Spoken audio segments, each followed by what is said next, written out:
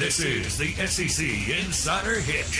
Presented by your local Farm Bureau Insurance agent. Go local. Go with a home team.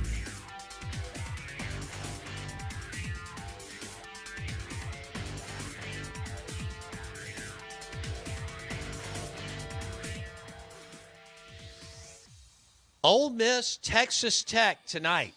The Rebels versus the Red Raiders. 8 o'clock on ESPN. Ole Miss is a 3.5-point favorite. 3.5-point favorite over the Texas Tech Red Raiders. Blake was born in Lubbock, Texas. We know that Mike Leach coached there and was their most successful coach by far and away. What he did, they have trended the wrong way since Coach Leach left, the late Mike Leach, and which is still weird to say. But yeah, Texas Tech played Mississippi State last year. Now they play the Ole Miss Rebels this year. Lane Train and Quinshawn Judkins and the crew against the Red Raiders and Tyler Shuck. Although you may see some Donovan Smith too tonight at quarterback. We want to welcome in Ole Miss insider David Johnson inside the Rebels, 247 Sports. And David, Texas Tech's run defense is not any good, and Ole Miss's run defense is good. So maybe Ole Miss goes ahead and gets those yards. But as you look at the matchup tonight, what jumps out at you? Yeah, this is kind of an old familiar foe. It seems like every third year Ole Miss is playing Texas Tech in a bowl game. But, it's been a long time since either one of these teams have played football, Bo. And, who's going to shake the rust off the best? Who's going to shake the Christmas holidays off the best? I mean, both of these teams, they celebrated Christmas in Houston, not with their families.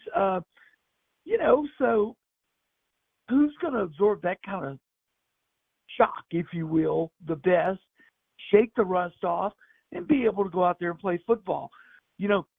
A month off from playing ball and playing a bowl game, it's a great equalizer. We've seen it 100 times. We've seen teams that beat teams that shouldn't beat teams, and, vice versa. So a lot of outside elements, I think, are at play with a bowl game like this. I think Ole Miss probably has – not probably, they have the more talented roster. Sure. And could probably go out there and just go through the motions and win this thing. With, a pro mindset, if you will. But it's going to be fun to watch and fun to see who comes out on top. The November stretch wasn't good to Ole Miss. They haven't won a game in a while. What do you – I mean, don't you kind of think the fan base needs I know bowl games have been devalued, but just need a W to go into the offseason the way the season ended?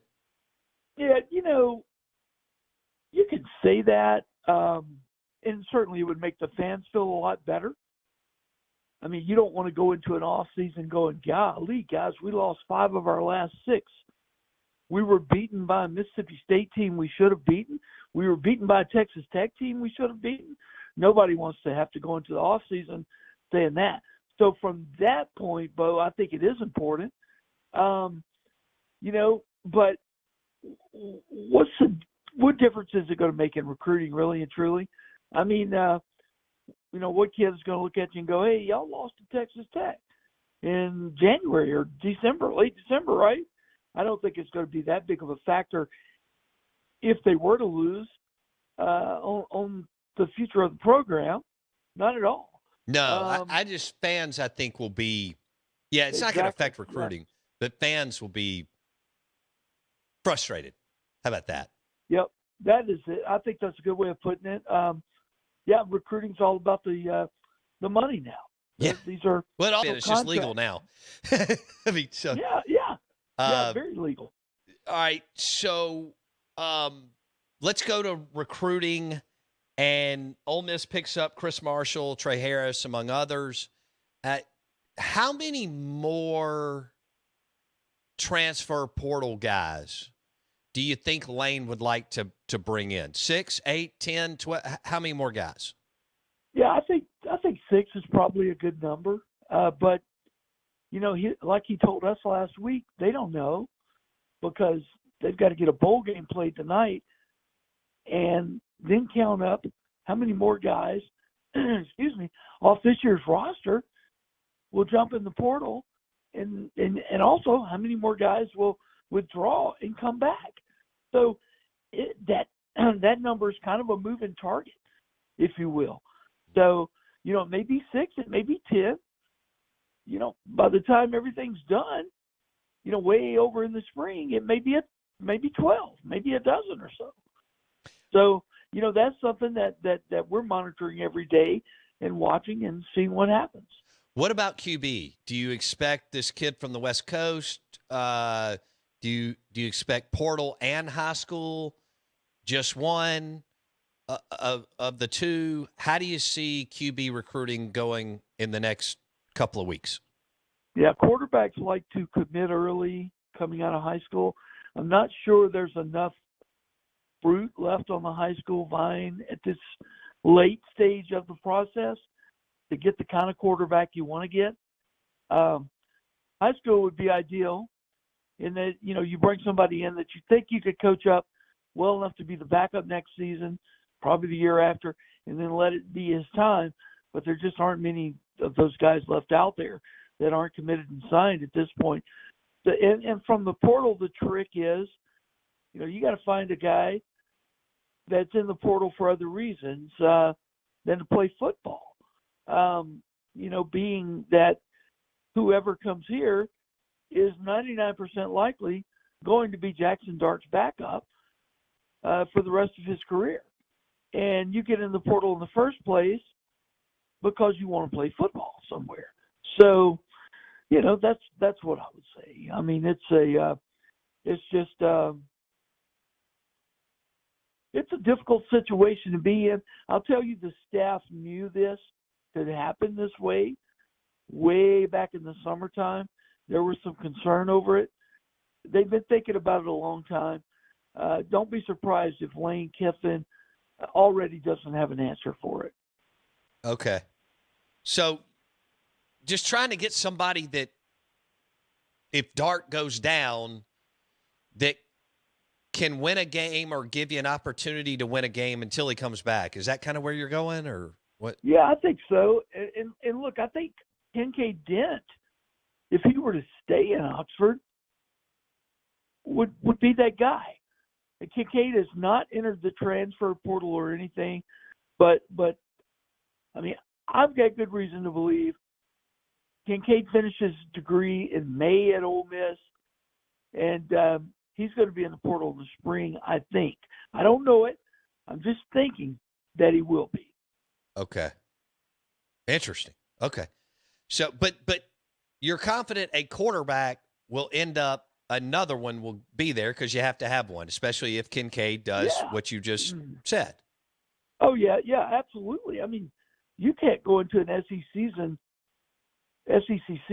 with one scholarship quarterback. Yeah, and a walk-on. You're exactly right. You're right. Yeah. Okay. How ticked off was the staff with the Marcel Reed flip? Yeah, you know what though? Publicly there was a ticked off reaction from the fan base. Behind the scenes, not very. Okay. Not very. I think Marcel Reed likely crossed a line in his recruitment that the NIL people at Ole Miss just they weren't comfortable going past. I got you. And I got you. That's what happened. And they were told, I think, in my opinion, no, we're not going to go past this line. And they didn't. And he went to Texas A&M. And I don't think there's a lot of regret, if you will. At least that's not the vibes I've picked up on. Okay.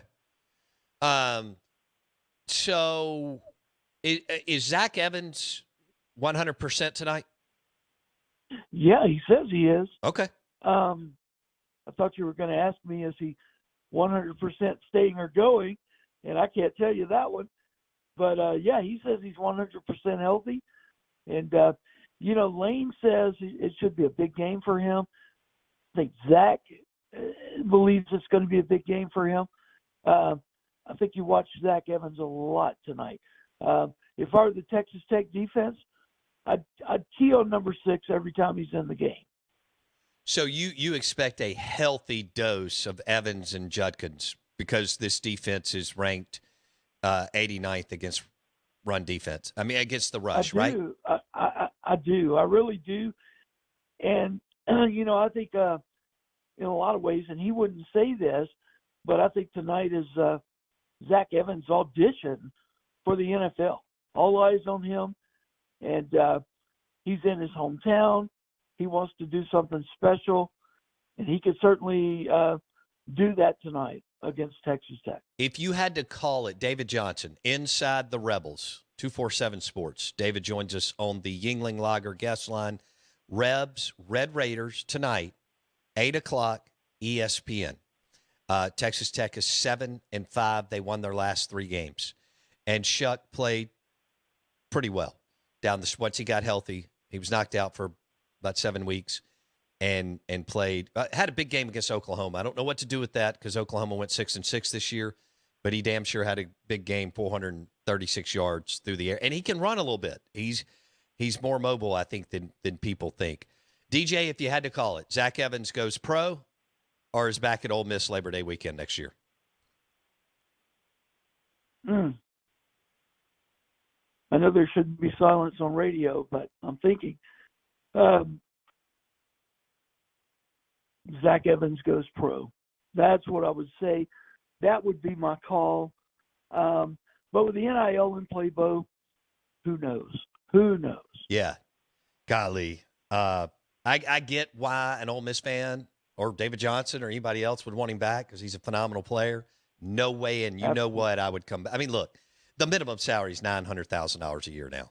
Even if Ole Miss offered me $200K to come back or whatever that number is, you're a running back, anytime taking a shot, ankle, knee, hip, holy smokes! That'd be incredible if they were able to woo him back. If I'm Zach, I'm going to make at a minimum $900K a year as a rookie. All right, so. Do you think that Aiden Williams? All right, so you're bringing in these guys. I mean, Chris Marshall, Trey Harris, John Solon, lots of guys. Yeah, some guys coming back who showed some flash. Do you expect Aiden Williams to start at Ole Miss as a true freshman? Very possibly. I simply can't say. Until we see this kid on the practice field. You know, he's certainly a phenomenal high school talent. The opportunity is there for Aiden to get some significant playing time. With these portal acquisitions, it's become harder to see him break into the starting lineup, but certainly not impossible. Okay. As you look at, do you expect any staff changes in the next couple of weeks? I would not be surprised to see staff changes on the defensive side of the football, at least one, over the next few weeks, yes. Okay. Too many elements in play to say definitively no, there won't be a staff change because, look, I mean, I got a son that's a college football coach. I mean, I get how this industry works, man. People are not only worried about keeping their jobs, they're looking for jobs. Sure. So it's a very rotational market. Yeah, I expect there to be at least one staff change. Sure. You expect a high-scoring game tonight? I picked Ole Miss to win this game, 35-24. I do a little bit. I don't have confidence really in either one of those defenses, and so yeah, I think if the offenses are not rusty, they're working correct. Yeah, I expect to see some points scored tonight. Well, we'll see what shakes out tonight in Houston, 8 o'clock.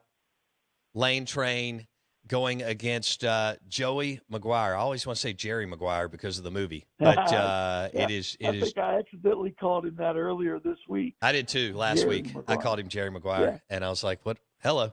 So, Red Raiders and the Rebels tonight, and Zach Evans, Judkins, and Dart could give that defense a lot of problems, especially with their feet.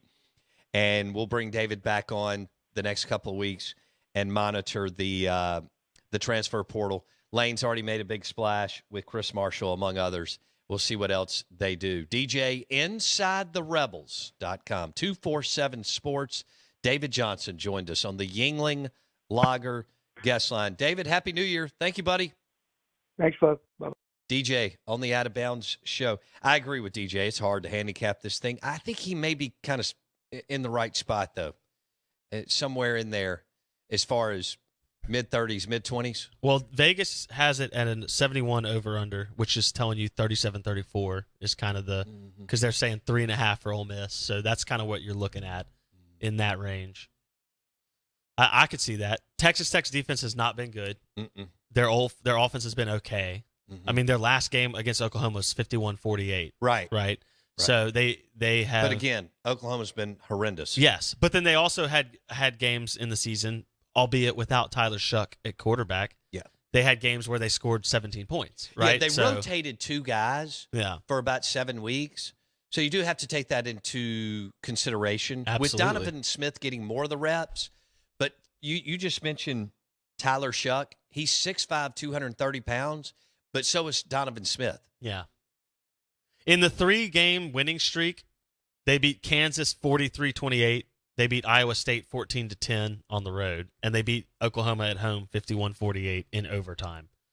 So if Iowa State's defense gave them fits, Ole Miss has better athletes. What do you think crowd-wise? Tech's got a pretty gung-ho fan base. Oh, man. Do you know how many alums they have in the Houston metro area? Exactly. Like, I'm not going to say it's going to be like a home field advantage. And they won 3 games in a row. Exactly. You may be surprised. Texas Tech may show out. I think they could. First of all, it's a Wednesday over the holidays. What else is there to do? Go to the Houston Texans Stadium, enjoy yourself, have a blue moon, have fun, watch your team. Yeah. Ole Miss has a nice alumni base there. It could be for a bowl game because there's been nobody at these games. Correct. For a bowl game, it could be believe it or not, one of the biggest crowd. Texas Tech's got they're a huge school. Well, People don't realize how big they are and how many Massive. living alums they have. Massive. And how many people they have in the Houston and Dallas metro area. So Texas Tech may drop 30,000 people in there. Maybe. What is it, a 75,000 seater like most NFL stadiums? It's RNG or whatever, for Houston, I would not be surprised for Texas Tech to show up and show out in there. The Red Raiders, aren't they like a 50,000 enrollment? I think that I'm trying to look up their living alumni right now. Okay. Well, did the Google go to sleep? Well, you got to. The problem. Let me drop a live endorsement. Out of Bounds, ESPN 105.9 The Zone, brought to you by Superior Foundation for all your foundation repairs. Superior.ms. You're listening to 105.9 The Zone, ESPN. We are streaming live on thezone1059.com, and I want to thank you for going to Apple Podcasts and searching Out of Bounds with Bo Bounds. Apple Podcast, Out of Bounds with Bo Bounds. Thanks for going to the podcast. Spotify or Apple Podcast, search Out of Bounds with Bo Bounds. What do we have? Texas Tech, with all of their satellite campuses, is 57,000 total. Their main Lubbock campus is 37,000. But when you add in That's big. They've got 4 satellite campuses, so that's a big place. Yeah, it adds another 20,000. It's hard to believe that they're that big, just because they're the 3rd or 4th on the totem pole, so to speak. UT Austin 1, A&M 2, but they cover the biggest many people. They cover the biggest swath of land. Like if you look at where Texas, A&M, Baylor, those schools are, they're in smaller. Like Texas Tech is the only school in the entire Western Yeah, side but that's of Texas. also the least populated area. Correct. Yeah. I mean, A&M and Texas are right in the Houston-Dallas There's area. no doubt. There's no doubt. But they just cover so much. I think there's so many more people that go out of their way. No, what happens is so many people can't get into Texas and Texas A&M. Very true. And so high school students from the Houston metro and Dallas area and San Antonio area end up at Texas Tech. Out of bounds, ESPN 105.9 The Zone, brought to you by Bank Plus. It's more than a name. It's a promise. We're live in the Bank Plus studio. And that was a good hit with David Johnson. Now, David sounded optimistic on some of the portal and not as optimistic on the quarterback thing. That gets weird and funky because you can't sell a kid on coming in and playing immediately because this is Jackson Dart's job next year. It is tonight. It is next year. So can you find like a fourth-tier portal QB to come in? Or can you find a high school QB that you're like, hey, this kid's a 3-star, low 4, maybe something happened in the recruit and convince him, hey, Jackson, whether you think this is going to happen or not, this is what coaches do. Convince him, hey, Dart's going to go pro next year. Yep. You come in for a year. Yep. It's yours the next year. I was thinking the same thing. Can you go find Jackson Dart again? Get the kid who didn't play his freshman year at a school, so he still has that redshirt eligibility. Bring him over. He'll only use one year of eligibility this year behind Dart, and you're selling him that as a true junior, but as a redshirt sophomore, he will start for Ole Miss. That would be the sell. And you can't say this, but you can say it. You tell the kid too if you're recruiting him, hey, you're one ankle roll from starting. Well, of course you do. You're You're not coming in third string. You're one. It is what they told it is. Chris Parson. It's the SEC. That's the truth. Yeah. You're one ankle roll from starting. Yeah. And so let me ask you this question: do you believe that they? You can't tell me they recruited a kid for that long and they don't care that he flipped to A&M. Oh, they were ticked. There's no way. Yeah. Because I think they were ticked at the number. They probably actually made the right business call decision. Yeah. On the money. Evidently that A&M decided. A&M, I think those type teams are going to overpay. Correct. Because they can. Absolutely. Georgia for Ra Thomas. Yeah. He's probably their third best receiver, and who cares if they paid him $200,000. What did he get? $10,000 a month? $15,000 a month? I don't know. There's talk he went to Georgia for less money. Out of bounds, ESPN 105.9 The Zone. Blake, real quick, leader in the clubhouse for Sean Payton. Denver Broncos. Now, let me ask you this. Does a big-time coach in the Hall of Fame I'm sorry, does a big-time Hall of Fame coach like Sean Payton believe that he can go into Denver? I know Nathaniel Hackett was an offensive guy too. Granted, he was also under an offensive guy at Green Bay in LaFleur, and he had Aaron Rodgers. Does a Sean Payton think I can go in and resurrect Russell Wilson's career? Or, well, he's going to wait it out either way. Or do we see what happens with the LA Chargers? And because Sean would rather coach Justin Herbert than Russell Wilson. I'm not putting my life on a sinking ship. Okay. It is what it is. Do you believe that a Sean Payton is good as he is? I mean, he made Teddy Bridgewater and Jameis Winston, I think they were 10-0 combined the last 2 years. Can he make them better than they've been this year? Yes, but Russell Wilson's done. Okay, so you said there's no coming back. Wow. Hour number 3 coming. Okay, the Out of Bounds show. Nathaniel Hackett in Denver out. Sean Payton, where?